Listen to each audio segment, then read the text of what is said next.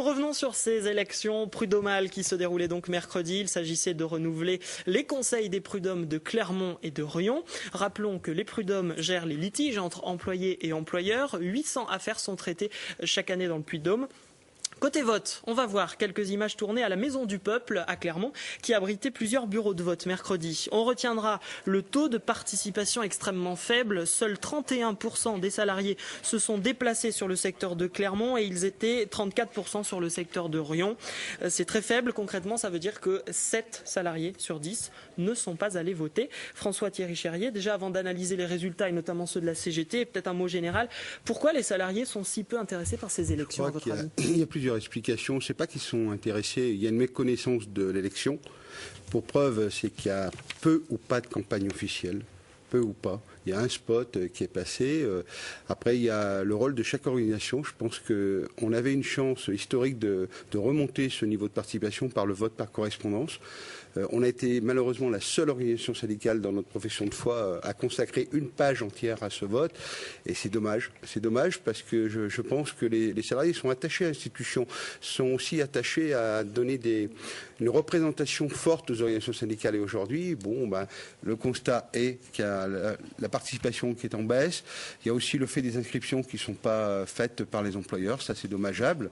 Mais après, ça reste une élection. Pour nous, on ne la remet pas en cause.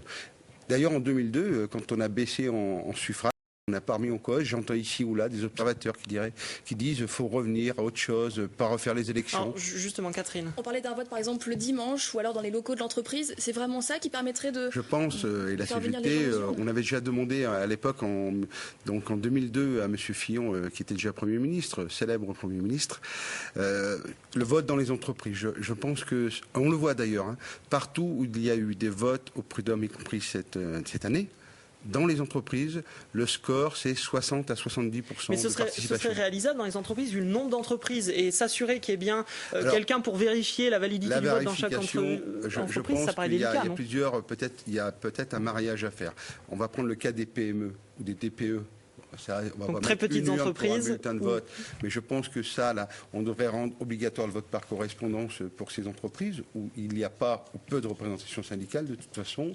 Et dans les grandes entreprises, faire confiance aux syndicats implantés, que ce soit la CGT ou les autres d'ailleurs, parce qu'on n'est pas dans toutes, pour assurer un scrutin serein, sans problème. Alors on va récapituler les résultats de ces élections prud'homales dans le Puy-de-Dôme avec des infographies qui s'affichent sur le département. C'est donc la CGT, votre organisation, François-Thierry Cherrier, qui arrive en tête avec 39,5%, devant la CFDT 19,5% et FO troisième avec un peu moins de 16%. Suivent les autres organisations syndicales dans l'ordre la CFE-CGC, l'UNSA, la CFTC et Solidaire en queue de peloton. Vous le voyez sur cette infographie avec à peine plus de 5%.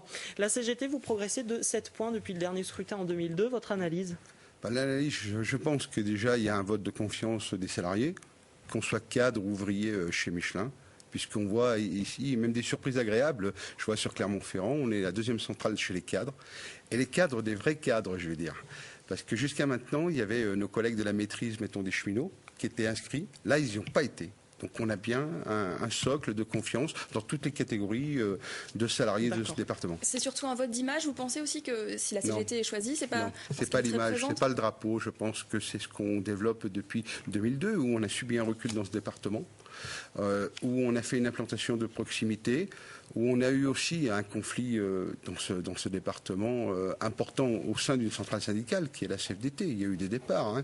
Donc ça ferait un plus, ça a bonifié un peu. Et puis je pense que ce que la CGT dit aujourd'hui est assez écouté dans le pays, puisque même au niveau national, on progresse certes moins, mais quand même 2% au niveau national, c'est relativement important. Alors, au niveau local, donc dans le Puy-de-Dôme, vous avez gagné, mais on ne peut pas non plus parler de plébiscite. Vous avez presque 40%, mais de 30% de votants. Donc j'ai pris la calculette, attention. En gros, il y a 22 000 personnes qui ont mis un bulletin CGT sur 180 000 salariés. En quoi vous êtes légitime, du coup, avec un vote comme ça ? Mais moi, je me sens légitime. Je suis républicain démocrate. Toute élection, jamais j'ai remis en cause. dès l'instant où elle s'est fait sereinement, démocratiquement. Moi, je n'ai pas mis les bulletins si j'étais dans les urnes. C'est les salariés. Après, qu'il y ait eu des abstentions, je le regrette. Mais moi, j'estime aujourd'hui que la CGT dans ce département, c'est la première organisation syndicale. Elle doit être écoutée au même titre que les autres. D'ailleurs, je ne demande pas à ce que les autres soient plus écoutés. Mais je dis, on pèse 40% de ceux qui ont voté. D'accord. Mais avec une si faible participation, est-ce que vous pouvez vraiment peser, par exemple, au niveau national, dans des négociations oui, on pèse, avec le patronat? Et puis je pense que le gouvernement il est attentif au score de la CGT. D'ailleurs, tout le monde pensait qu'on allait descendre, tout simplement parce qu'on a signé un accord sur la représentativité avec le patronat.